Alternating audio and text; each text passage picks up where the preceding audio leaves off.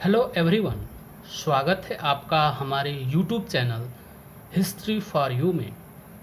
आज के अंक में हम मौर्य साम्राज्य के पतन के कारणों के बारे में जानेंगे।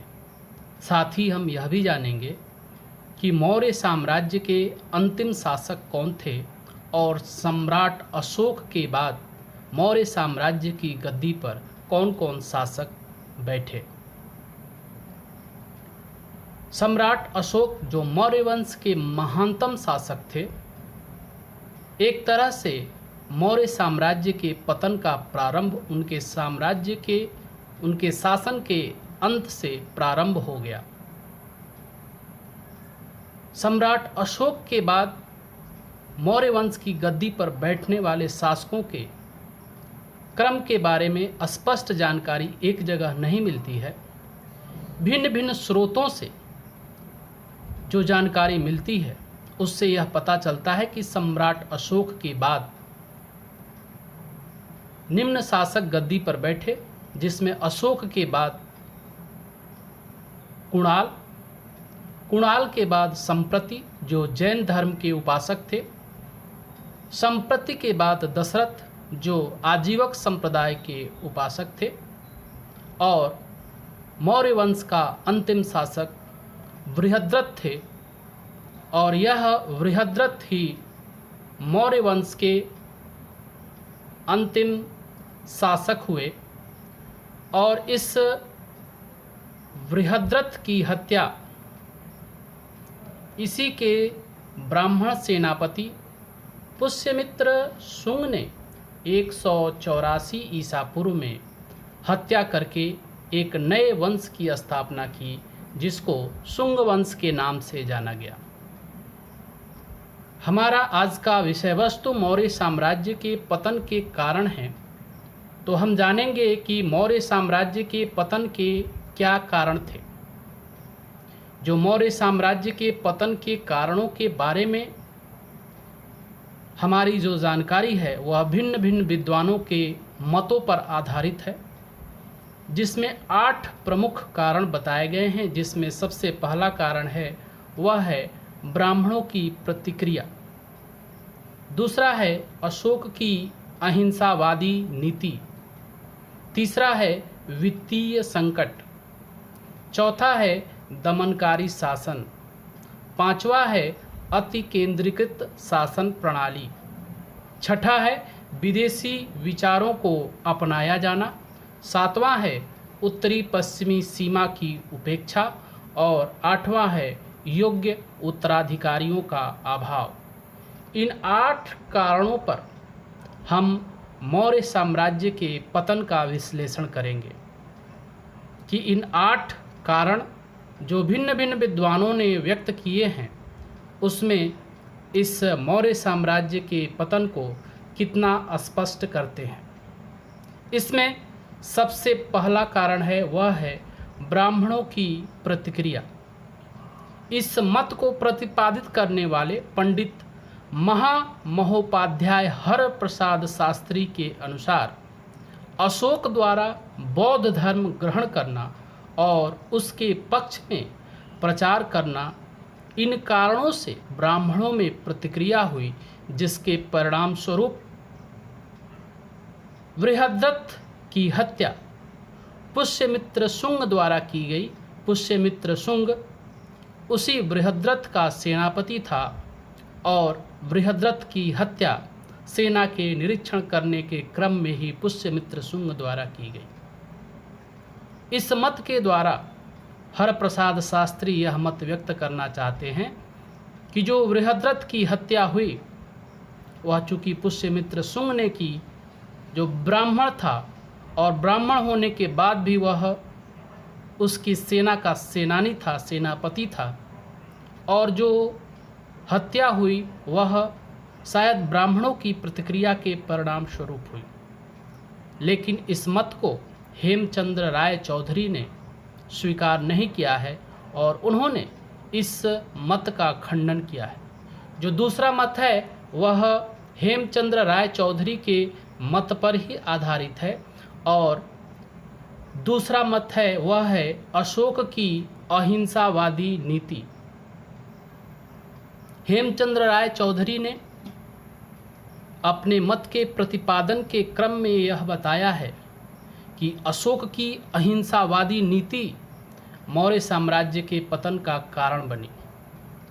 जो अशोक की अहिंसावादी नीति थी, जिस अहिंसावादी नीति के परिणाम स्वरूप उसने धम्म के प्रचार को अपना प्रमुख उद्देश्य माना, कुछ इसी मत को ध्यान में रखकर यह मत प्रतिपादित किया गया कि अशोक की जो अहिंसावादी नीति थी वही मौर्य साम्राज्य के पतन का कारण बनी। लेकिन शायद यह मत भी सत्य प्रतीत नहीं होता, क्योंकि कहीं भी इस बात का उल्लेख नहीं मिलता कि अशोक ने अपनी सेना को भंग कर दी थी या सेना को समाप्त कर दिया था। यदि वह ऐसा करता, अगर वह सेना को भंग करता, तो इस बात का उल्लेख भी वह अपने अभिलेखों के माध्यम से करता कि शांति की स्थापना के क्रम में हमने सेना को भंग कर दिया। लेकिन कहीं भी ऐसा उल्लेख नहीं मिलता है। साथ ही 13वें शिलालेख में वह आटविक राज्यों को विद्रोह करने पर चेतावनी देता है, धमकी भरे लहजे में देता है। इससे यह पता चलता है कि अशोक की अहिंसावादी नीति मौर्य साम्राज्य के पतन का कारण नहीं थी। मौर्य साम्राज्य के पतन का तीसरा कारण है, वह है वित्तीय संकट। और इस वित्तीय संकट मत को प्रतिपादित करने वाले विद्वान हैं डी.डी. कौशाम्बी। डी.डी. कौशाम्बी के अनुसार अत्यधिक करों के कारण, अत्यधिक भांति भांति के कर भिन्न भिन्न वस्तुओं पर लगाए जाने के कारण मौर्य साम्राज्य की अर्थव्यवस्था बिगड़ गई, चरमरा गई। और इसके कारण जो वित्तीय संकट उत्पन्न हुआ, उस वित्तीय संकट के कारण मौर्य साम्राज्य का पतन हुआ। इसी के क्रम में वह पतंजलि के महाभाष्य को उल्लेखित करते हैं, जिससे पता चलता है कि परवर्ती मौर्य शासक देवताओं की प्रतिमा बनवा कर बेचते थे। इस उल्लेख के आधार पर उनका यह मत है कि जो वित्तीय संकट उत्पन्न हो गया, मौर्यों की अर्थव्यवस्था खराब हो गई, उसके कारण इस मौर्य साम्राज्य का पतन हुआ। चौथा बिंदु है, वह है दमनकारी शासन। बिंदुसार के शासन काल में तक्षशिला के नागरिकों ने अपने अमात्यों के विरुद्ध विद्रोह किया था, जो तानाशाही पर उतर हुए थे। इसीलिए अशोक ने तोसली, उज्जैन और तक्षशिला के अधिकारियों के स्थानांतरण की परिपाटी चलाई और उसने स्वयं 256 रातें धम्म यात्रा पर बिताई, जिससे प्रशासन की देखभाल किया जा सके। और इतना सब कुछ होने पर भी दूर के प्रांतों में दमन का अंत नहीं हुआ, दूर के प्रांतों से दमन समाप्त नहीं हुआ। और अशोक के राज्यकाल समाप्त होते ही तक्षशिला को साम्राज्य का जुआ फेंक डालने में तनिक भी देर नहीं लगी। इस मत को प्रतिपादित किया हेमचंद्र राय चौधरी ने। हेमचंद्र राय चौधरी का कहना था कि अशोक ने जो तोसली, उज्जैन और तक्षशिला में स्थानांतरण की परिपाटी चलाई और प्रशासन की देखभाल करने के लिए जो 256 रातें भी बिताई, इन सब के बाद भी जो दूर के प्रांत थे, वह दूर के प्रांत में दमन का अंत नहीं हुआ। और अशोक का राज्यकाल जैसे ही समाप्त हुआ, तक्षशिला ने अशोक के साम्राज्य से अपने को स्वतंत्र कर लिया, अशोक के साम्राज्य को छोड़ दिया। और यह शायद इसलिए हुआ क्योंकि जो दूर के प्रांत थे, वहाँ की शासन प्रणाली अच्छी नहीं थी, दमनकारी शासन व्यवस्था थी, जिसके कारण मौर्य साम्राज्य का पतन हुआ। एक एक करके जो राज्य थे वह स्वतंत्र होते गए और होने वाले विदेशी आक्रमणों का सामना एकजुट होकर नहीं कर सके, जिसके कारण मौर्य साम्राज्य का पतन हुआ। अगला बिंदु है, पांचवा बिंदु, अति केंद्रीकृत शासन। मौर्य साम्राज्य के शासन प्रणाली के क्रम में हमने यह पढ़ा है कि मौर्य साम्राज्य का शासन प्रणाली अत्यधिक केंद्रीकृत था और अत्यधिक केंद्रीकृत शासन प्रणाली के होने में शासन की सारी शक्तियां सर्वोच्च शिखर पर विराजमान सम्राट के हाथों में होती है और जो पदाधिकारी होते हैं वह पदाधिकारी अयोग्य होते हैं या योग्य होते हुए भी अपनी योग्यता का प्रदर्शन नहीं कर सकते हैं। इसके साथ साथ जो अधिकारी थे वह अप्रशिक्षित थे और यह अति केंद्रीकृत शासन प्रणाली भी मौर्य साम्राज्य के पतन में अपना योगदान दी और बाद में इस मौर्य साम्राज्य का पतन हो गया। छठा मत है विदेशी विचारों को अपनाया जाना। इस मत को प्रतिपादित करने वाले विद्वान हैं निहार रंजन राय। निहार रंजन राय के अनुसार पुष्यमित्र की राज्य क्रांति मौर्यों द्वारा अपनाए गए विदेशी विचारों का विशेषतः कला के क्षेत्र में अस्वीकरण था। लोगों ने कला के क्षेत्र में विदेशी विचारों को स्वीकार नहीं किया और इसके कारण मौर्य साम्राज्य का पतन हुआ। सातवां कारण है वह है उत्तरी पश्चिमी सीमा की उपेक्षा।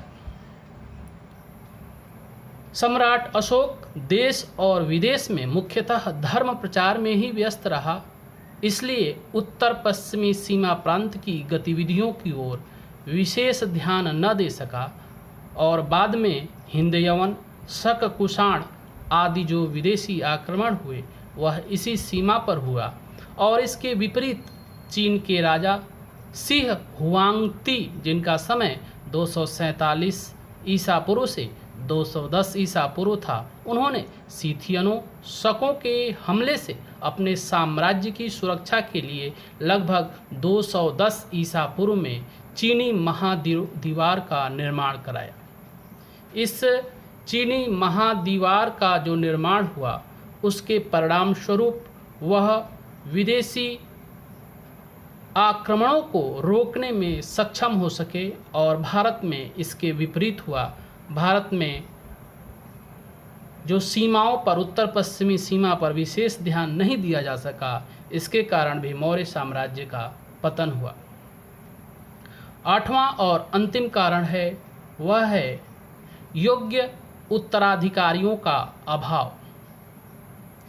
मौर्य साम्राज्य के पतन का सबसे प्रमुख कारण शायद यही था क्योंकि कोई भी वंशानुगत साम्राज्य तभी तक बने रह सकता है जब इस वंश में एक के बाद दूसरा योग्य शासक आता है। अयोग्य शासकों के अभाव में वंशानुगत शासन प्रणाली सुचारू ढंग से कार्य नहीं कर सकती है और अशोक के बाद योग्य उत्तराधिकारियों का नितांत अभाव था, जिसके कारण यह साम्राज्य मौर्य साम्राज्य पतन की ओर उन्मुख हुआ।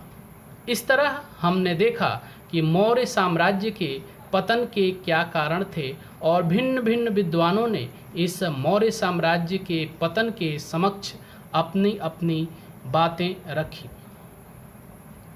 इस मौर्य साम्राज्य के पतन के कारण को किसी एक कारण को हम उत्तरदायी नहीं ठहरा सकते, बल्कि हम यह कह सकते हैं कि यह जो 8 कारण थे, इन 8 कारणों का सम्मिलित रूप से अलग अलग राज्यों में अलग अलग कारण था और इनमें से कुछ कारण ऐसे थे जिनको नकारा नहीं जा सकता है और मौर्य साम्राज्य अपने पतन को प्राप्त हुआ। साथ ही यह भी कहना आवश्यक होगा कि किसी भी साम्राज्य का पतन और उत्थान वह अवश्यंभावी है।